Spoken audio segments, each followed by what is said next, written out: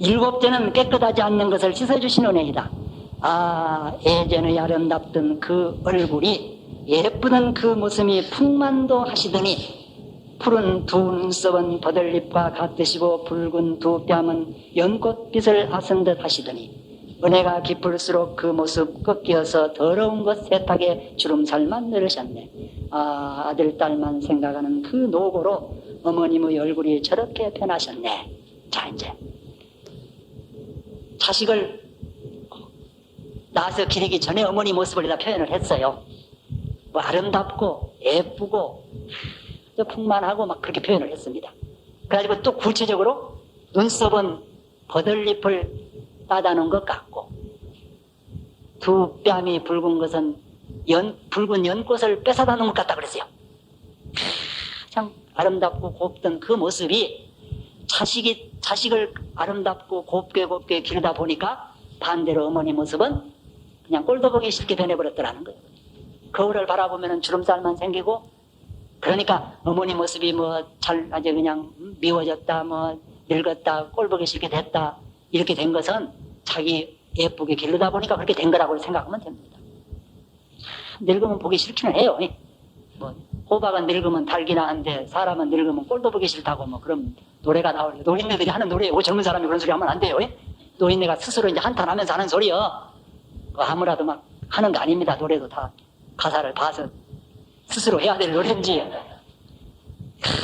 자식을 곱게 기르다 보니까 모습이 변해버렸다는, 그렇게 희생이 따른다는 거 참 이거 생각하면은요 눈물이 납니다. 참. 여덟째는 자식이 멀리 줄다 하면 걱정하시는 은혜이다. 죽어서 이별이야 말할 것도 없지만 살아서 생이별도 역시 슬픈 것. 자식이 집을 떠나 타간으로 나가면 어머니의 마음도 타향해 있네. 낮이나 밤이나 자식 따라 가는 마음 흐르는 눈물이 천줄기일세. 새끼를 사랑하는 원숭이의 울음처럼 자식 생각에 진정 간장이 끊어지네. 죽어서 이별하면은 말할 것도 없고, 살아서 이별을 해도 그 슬픔은 더 한다는 거죠. 그래, 자식이 이렇게 관산박이라고 그랬는데요. 그러니까 타향에 이렇게 나가 있으면 부모 마음도 따라가 있다는 거예요.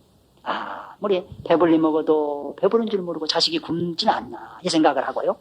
또 따뜻한 데 누워서 자도 어디 추운 곳에서 자지는 않나 이런 걱정 속에 잠을 못 잔다는 거예요.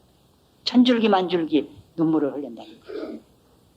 그리고 여기 보면은 그 창자를 끊어지는 것 같은 그런 슬픔을 말했어요. 단장의 비애라는 말 아시죠? 아세요? 단장의 미아래 곡에 그 창자를 끊은 듯한 그런 그 슬픔을 말할 때 단장의 비애라고 그런 말을 합니다. 그런데 이제 여기에도 새끼를 사랑하는 원숭이 울음처럼 자식 생각에 진정 간장이 끊어지네, 이런 내용이 나오죠. 그 원숭이가 그 우는 소리가요 좀 톤이 높아가지고 상당히 참 슬픕니다. 그런데 인도의 간제스강 그런 강가에서 어느 임금이요 뱃놀이를 하는데 원숭이 새끼가 아주 그것도 새끼가 귀엽게 있으니까 그걸 잡아가지고 배에다 싣고 왔다 갔다 하는 거예요. 상류로 올라가면 또 어미 원숭이가 울면서 따라 올라오는 거예요. 또 하류로 내려오면 따라 내려오면서 얼마나 울부짖던지 그 울음, 참 자식 그렇게 이별하고 우는 그런 어머니 마음, 이게 그 표현이 됩니다. 울면서 오르고 내리고 하다 결국에 가서는 죽어버리더라는 거예요. 그래서 그 배를 갈라보니까 창자가 마디마디 끊어졌더래요. 그래서 단장의 슬픔이다. 창자를 끊어낸 듯한 슬픔이다. 그런 말이 나왔다는 겁니다.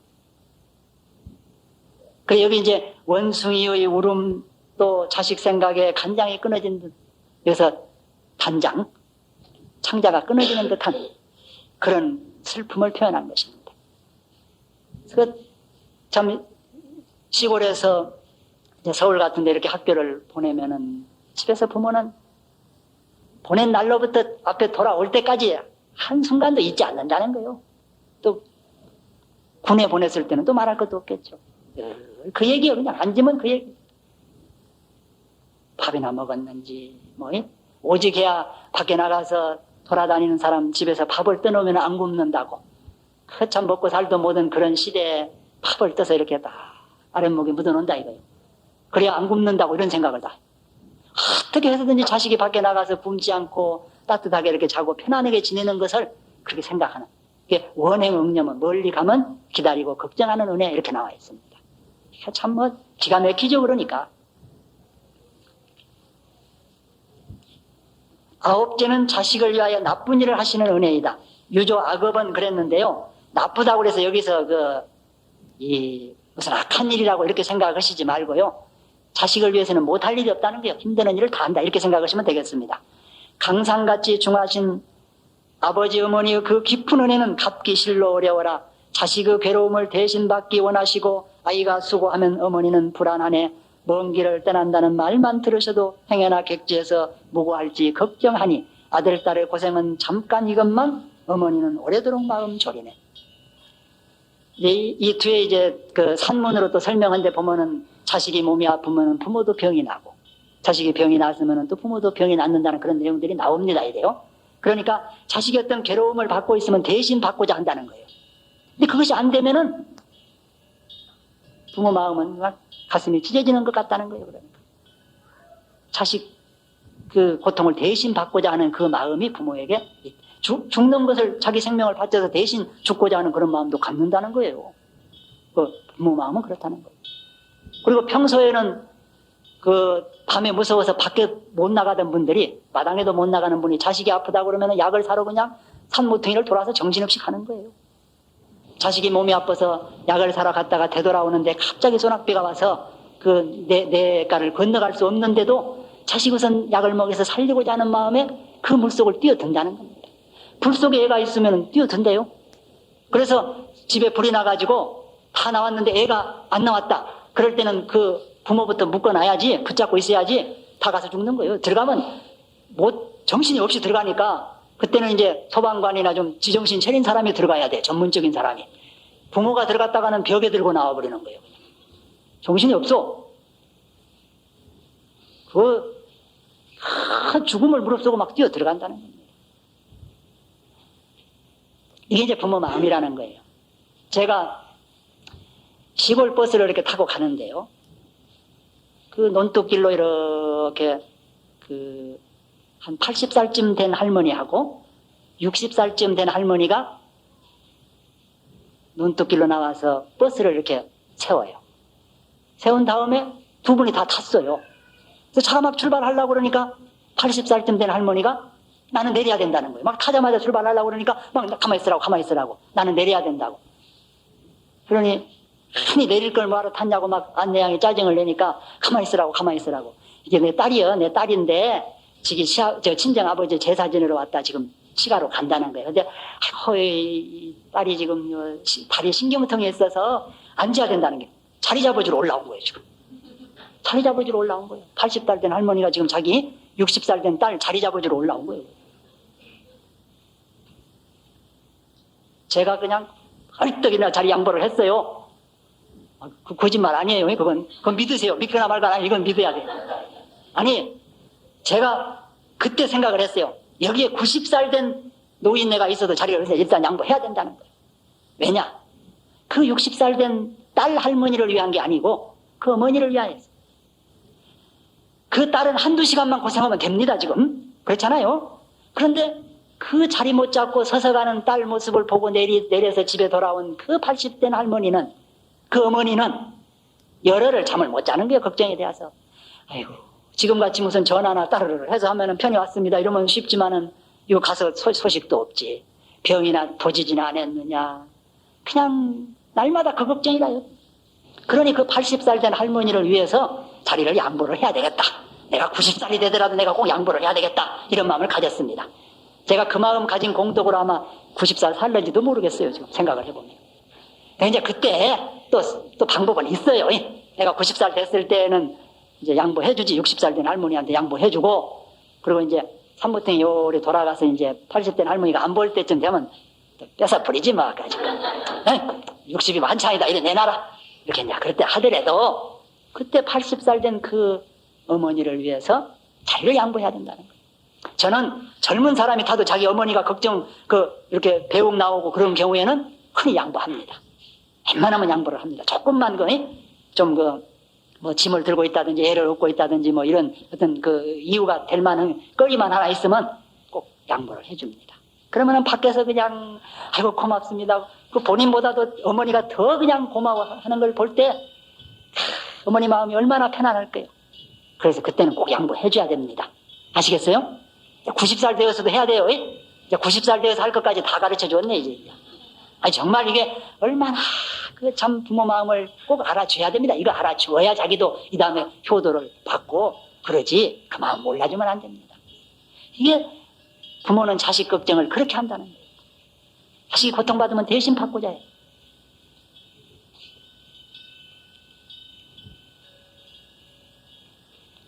열 때는 끝까지 염려하시는 은혜이다.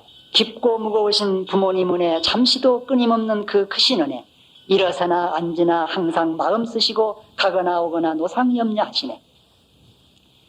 자식의 나이가 80이 되어도 100살 난 어머니는 여전히 걱정하니 부모님의 이 사랑이 언제 끊어지리 목숨이나 다하면 그때 끝날까. 참 부모가 자식 사랑하는 그 마음은 쉴 틈이 없다는 게 계속돼요. 그래가지고 5년 100세 그랬어요. 어머니 나이는 100살인데 80의 아이를 걱정한다. 80아 그랬어요. 80아. 상후 80아 그랬어요. 80이 되어도 100살 먹은 어머니 앞에서는 아이 아자를 썼어. 80대 나이를 걱정한다 이거예요. 그게 부모 마음이에요. 아까 80살쯤 된 할머니가 60살 된 할머니를 걱정해서 못 잊어서 이렇게 따라 나와서 자리까지 올라와서 잡아주려고 그러는 그런 마음. 지금도 역시 그런 경우는 흔히 할머니들 할아버지들 모시고 있는 집에서는 늘 듣는 소리예요. 아들이 한 50살쯤 된 아들 이렇게 밖에 나가도 차 조심해라 그리고 별 걱정 다 하는 거예요 그냥. 그런데 그 용두사 판에 보면은요 이렇게 마루에 올라가려고 그러는 두 사람 모습이 나와요. 어머니 모습이 있고 아들 모습이 있어. 그런데 그 해석을 어떻게 할 수 있냐 하면은요, 어머니가 이제 100살이고 아들은 지금 80살이에요. 어머니가 지금 죽으러 들어가는 모습인 거예요. 그 장면이. 이제 100살이나 살고 보니까 하도 오래 살아서 이제 죽을 때가 되어서 이제 유언을 하고 나는 이제 아무리 생각해도 죽을 것 같다. 그러니까 자식이 지금 자기 어머니를 부축해서 이렇게 오는데 마루 위를 이렇게 올라가면서 어머니가 자식 걱정을 하는 거예요. 죽으러 들어가는 어머니가 넘어질라 조심해라. 100살 먹은 어머니가 죽으러 들어가면서 80살 된 그 아들이 마루 위에 올라서다가 넘어질까 봐서 조심하라 하는 그 모습입니다. 그게 은중경도 김홍도 그림에 그런 모습이 나옵니다. 이게 부모 마음이라는 거예요. 구경연민은 끝까지 불쌍히 여기고 사랑해 주신다 하는 것입니다. 뭐 기가 막힌 거예요. 지금 여기서 이제 그 10가지 은혜를 이제 대강 살펴보았습니다만은 이 부모 은혜가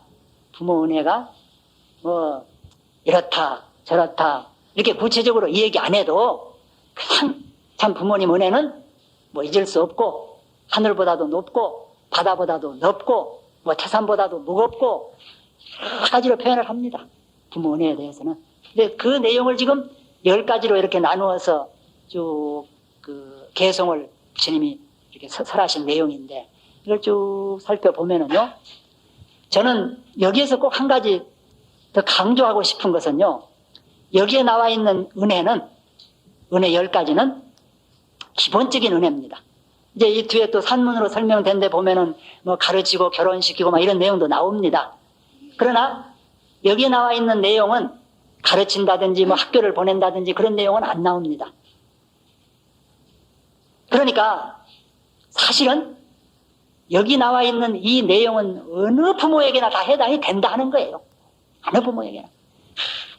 여기에 해당되지 않는 부모는 없습니다. 그러니까 이렇게 낳아주신 은혜 이렇게 따지고 볼 때 뭐 자식한테 뭘 잘했다느니 뭐 어쨌다느니 이런 그런 뭐 내용은 뭐 떠나서 기본적으로 이 정도 은혜는 다 입고 살아왔다. 일반적으로 다 이런 은혜는 입어왔고 또 부모님의 마음이 이 10가지 마음은 어떤 부모든지 다 갖추고 있다 하는 것이에요. 그러니까 아무리 부모가 자기에게 잘못했다 이런 그런 생각이 자기 나더라도 이 은혜를 생각하면은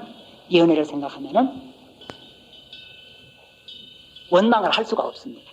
원망을 할 수가 없어요. 그래서 일반적으로 이 10가지 은혜는 기본적인 은혜요, 일반적인 은혜요, 타생 부모의 은혜다. 태어날 때마다 이런 은혜를 입고 태어났다. 이걸 꼭 생각을 하셔야 되겠습니다. 그래서 이 점을 꼭 저는 좀 강조를 하고 싶습니다.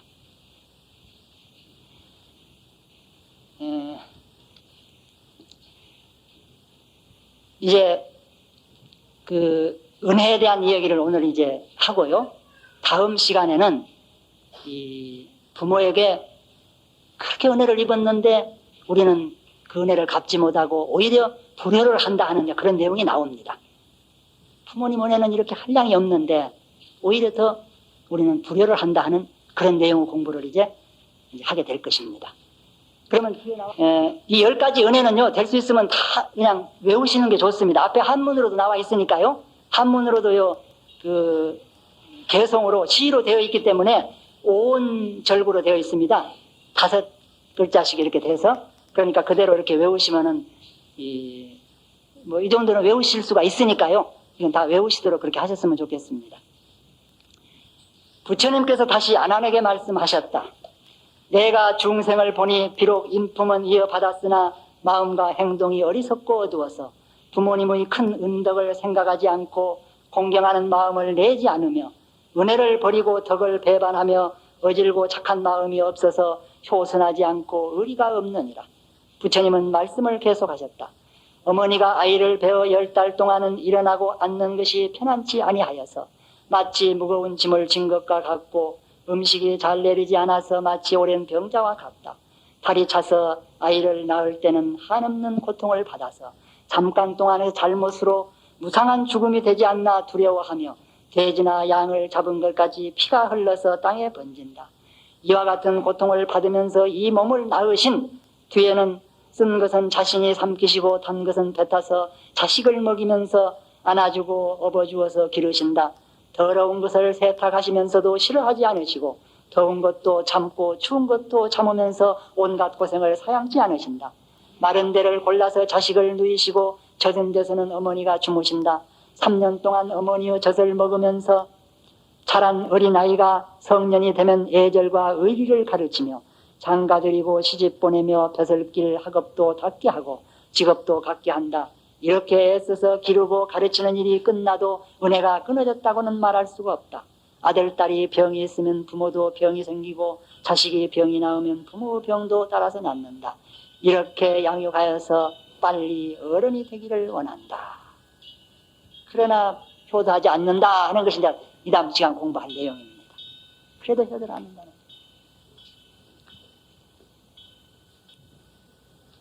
이 앞에 10가지 은혜를 이렇게 산문으로 이렇게 정리된 것 아시겠죠?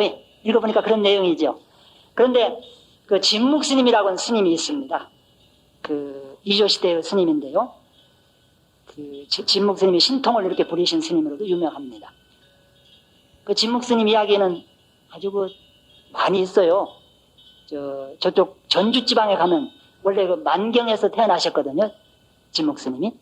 그래서 여동생하고 어머니하고 세 식구 살다가 출가를 하신 겁니다. 그래서 이제 어머님을 꼭 모시고 다녔어요. 아주 효성이 지각한 분이었다는 거예요. 그래 어머니가 모기가 물어서 잠을 못 잔다고 그러니까 이제 거기 있는 모기는 사람 못 물게 만들어 버렸다. 그래서 지금도 거기에 있는 모기는 사람을 안 문다 막 그런 소리가 있을 정도고요.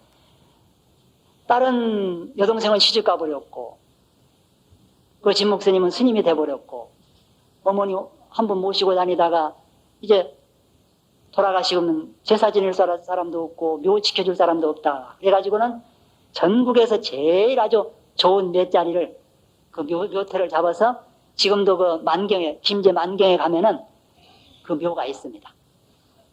그 진묵스님 어머니 묘가 있어요. 그런데 뭐 비석도 세우고 기가 막히게 잘 해놨어요.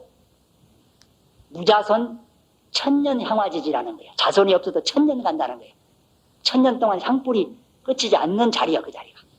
근데 그 성이 고시라고 하거든요, 고시. 그래서 그쪽 지방에 가면은 그 묘에 꼭 벌초를 잘해주고 잘 그 제사를 잘 지내야지 풍년이 들지. 그러면 흉년이 든다는 거예요. 그리고 들에서 이제 그 밥을 내다 먹잖아요. 그러면 그 밥을 먼저 고시 할머니한테 이렇게 저기 드리고 나서 먹어야지. 그냥 먹으면은 농사가 안 된대요. 그러니까 고시네한테만 고시래. 그래서 고시래가 나왔다고 그렇게 거기서는 얘기를 합니다. 그래서 진묵 스님이 그렇게 이제 그 어머니 묘를 그 이제 아주 좋은 터에다 써서 지금 가면 성모암, 뭐 진묵사, 조항사 절이 3개나 있어요. 그 주변에 어머니 묘를 지키기 위해서. 그 진묵 스님이 신통이 아주 자제하신 분이었다고 그래요. 그 완주 그쪽에서 계실 때 이렇게 하루는 물가로 이렇게 지내가는데요. 마을 사람들이 이렇게 물고기를 잡아가지고 그 매운탕을 끓여가지고는 큰 솥에다 가마솥에다 끓여놨더래요. 그 옆을 지내가니까 이제 그 마을 사람들이 놀리려고 대사 여기 고깃국 좀 먹고 가라고. 그냥 와서는 이렇게 바라보시더니 큰 가마솥에다 팔팔 끓고 있는 그 매운탕을 아이고 참 맛있게 생겼다고 그러거든. 그러니까 먹어보라고.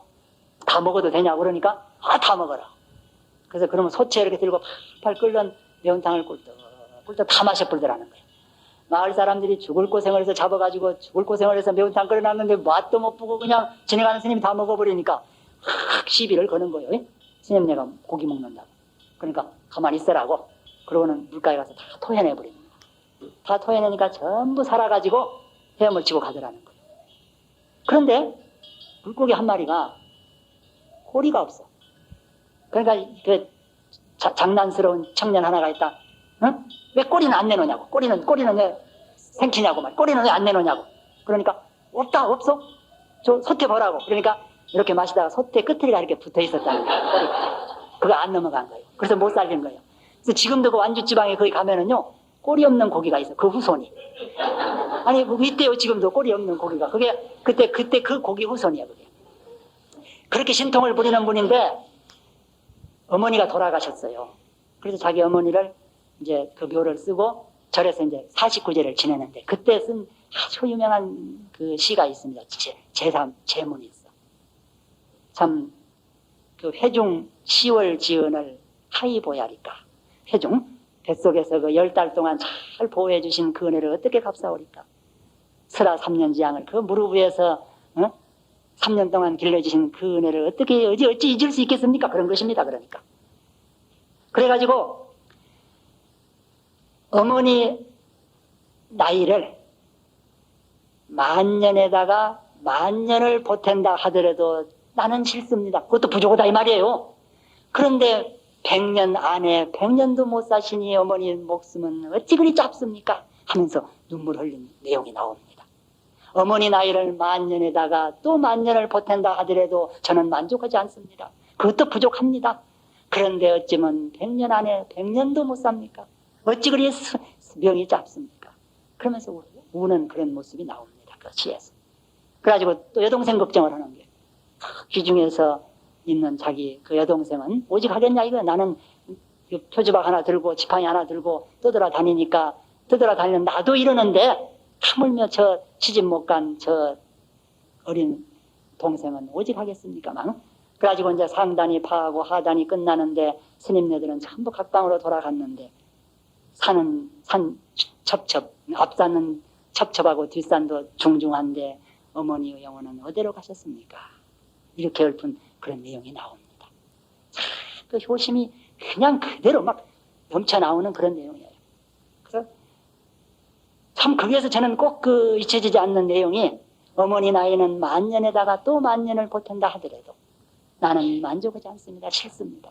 그런데 지금 100년 안에 100년도 못 살고 돌아가십니까? 어찌 그리 어머니의 수명은 짧습니까? 이렇게 하는 그 내용을 보고요. 기가 막혀요. 그런 마음. 그런데 이제 뒤에 이제 뭐 불효하는 내용이 이제 나온 데 가서 자세하게 나오기 때문에 이야기는 않겠습니다만은 그 참 오래 살면은 갖다 그냥 버려버린다든가. 옛날 고려장이라는 그런 말이 있어요. 자기 어머니를 갖다 버리려고. 그런데 우리 저 불교 설화에도 나온 얘기입니다. 그 기노국이라는 나라가 있어요. 기노국. 기자는 버릴 기자야. 노인을 버려버리는 나라라 그 말입니다. 그 나라에서는 노인이 되면은 갖다 버리게 돼 있어. 그래서 자기 어머니를 업고 이제 버리러 가는 거야. 가는데 어머니가 이상하니 나무잎을 솔가지를 따서 딱딱 이렇게 표시를 하면서 가더라는 거요. 그러더니 가서 딱 그 산속에다 버리고 돌아서니까 아야 그 내가 오는 길 그 표시해놨느니라 길 잊어버리지 말고 잘 가거라 그러더라는 거요. 자식이 길 잃어서 산속에서 헤맬까 봐서 그 오는 표시를 한 거예요. 근데 자기 자식은 찾아올까 봐서 뭐 어디 갖다 버리느라고 깊은 산중에 들어갔는지 모르지만은 부모는 깊은 산속에 들어갈 때 나를 버린다는 생각이 아니라 자식이 깊은 산속에서 길을 잃을까 봐서 그거 길 표시를 했다는 거예요. 기가 막힙니다. 중국에도 뭐 그런 이야기가 있어요. 어떤 분이 아주 그 신선이 되려고요. 신선 공부를 했어. 근데 신선 공부하기 전에 뭐 부자도 되고 막 그래. 어느 신선을 만나가지고 신선이 하란 대로 해가지고 부자가 됐어. 부자 돼서 아무리 잘 살아봐도 죽을 일을 생각하니까 그냥 죽을 걱정이야. 그냥 죽겠어. 죽을 일을 생각하니까. 그래서 오래 사는 신선이 좀 되고 싶어가지고 신선이 좀 나도 돼서 오래 살고 싶다고 그러니까 그러면 신선이 되려면은 첫 번째 관문이 하나 있느니라. 그것은 뭐냐 하면은 1년 동안을 말을 안 하고 살아야 된다는 거예요. 그래서 1년 동안 말을 안 하고 이제 지냅니다.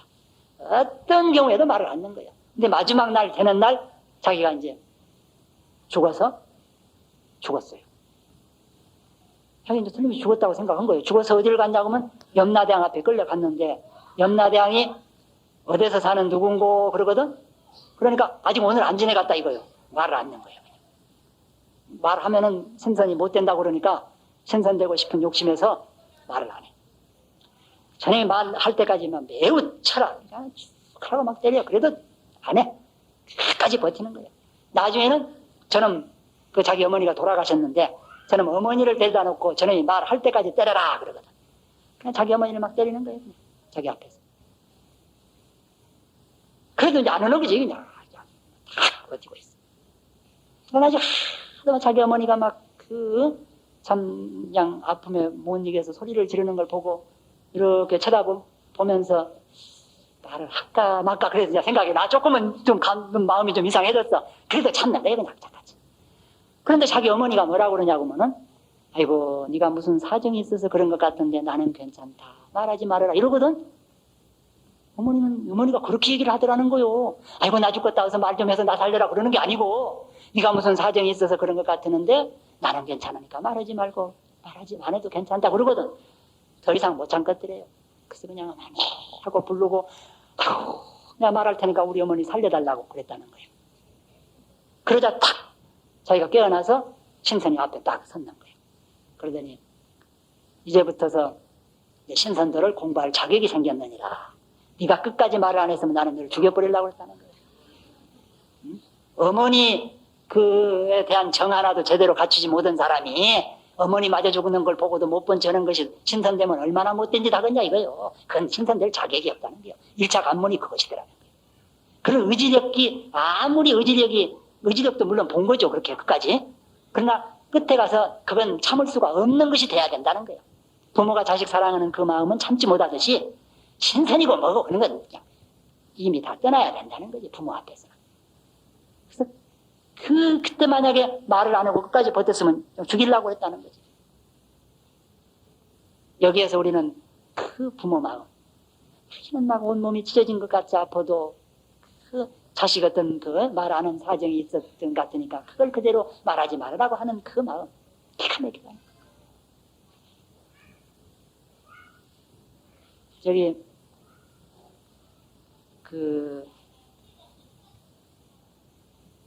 또 그런 이야기도 있어요. 아주 그냥 좀 상징적인 것이니까 지나친 얘기들이 많아요. 이제 그런 상징적인 것이니까.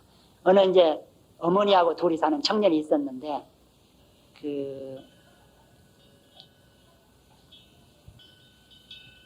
어느 여자를 좋아했어요. 그 아들이. 그래가지고 그 여자가 나는 시어머니 모시고 살 수가 없다는 거예요. 그러니까 시어머니를 죽여가지고 뭐 염통을 심장을 가지고 와서 내가 그걸 봐야 당신하고 결혼한다. 그러니까 자기 어머니를 죽여서 심장을 들고 오다가 심장이 제가 넘어졌는데 심장이 그런 얘기 하더라고요. 아이고 어서 들고 가거라. 어서 가지고 가라고. 어서 가지고 가라고 그러는 거죠. 그래서 그냥 다시 갖다 그 자기 어머니 앞에 놓고 그 여자하고 그냥 상대도 안 해버렸다는 거예요. 원수가 돼버린 거예요. 진짜 그런 이제 상징적인 이야기 너무 뭐 구체적으로 그냥 할 수는 없고 하여튼 그렇게 부모 마음은 그냥 자기 자식에게 모든 것을 다 바치고 싶어하는 그런 부모 마음이 그런 큰 은혜, 그런 마음이 있다 하는 이제 그런 정도만 아시면 되겠습니다. 그래서 오늘 말씀드리는 내용은 부모 은혜가 그렇게 크다 하는 거. 이걸 그냥 가슴 깊이 느끼면 되는 거예요. 다른 거 없어요. 뭐 구체적으로 은중경 내용에 대해서 그렇게 그냥 모른다 하더라도 부모님 은혜는 한량이 없다. 태산보다도 무겁고 하늘보다도 높고 바다보다도 높고 이렇게 한량 없는 부모 은혜를 생각을 하시면 되겠습니다. 다음에 시간에는 이제 부모에게 불효하는 그런 내용을 좀 공부하고요. 그 다음에는 이제 효도하는 내용을, 효도하는 방법이라든지 그런 효도하는 마음 이런 내용을 공부하도록 하겠습니다. 그래서 첫 시간은 일반적으로 전체적인 이제 이 은혜에 대한 은중경에 대한 전체 내용을 공부했고요. 오늘은 부모 은혜를 말씀드렸고 다음 시간은 이렇게 큰 은혜를 저버리고 불효하는 그런 내용들을 좀 살펴보고 이 경전 순서대로요. 그리고 나서 그 다음에 이제 부모님에게 효도하는 내용 이렇게 나누어서 4시간으로 돼 있으니까요. 그렇게 나눠서 공부를 하겠습니다. 그러니까 항상 이제 그 시간에 맞추어서요. 마음의 준비를 하셔야 됩니다. 그래서 다음 시간에는 내가 부모에게 얼마나 불효를 한 것인가 했는가 하는 것을 이제 느끼게 하는 그런 시간이라고 이렇게 아시면 되겠어요. 그래서 제 이야기가 참 그런 방향으로 부모에게 불효하는 내용들을 많이 예를 들어서 이야기할 거예요. 그러니 또 그런 이야기는 듣기 싫다고 또 안 나올까 무섭다. 그렇죠. 부모에게 불효하는 거 그런 이야기 그래도 그걸 들어두시면 들을 때 내가 이런 불효를 했구나 하고 그때 뉘우치기만 해도 그게 지옥을 면한다고 생각을 하면은요 그냥 좀 듣기 싫어도 귀로는 듣기 싫어도 다음에 지옥 면한다 생각하면은 나오셔야 돼요. 알았어요? 다음에 꼭 나오세요. 그래서 부모에게 이렇게 큰 은혜를 저버리고 불효를 하더라 하는 그런 내용을 공부를 하겠습니다.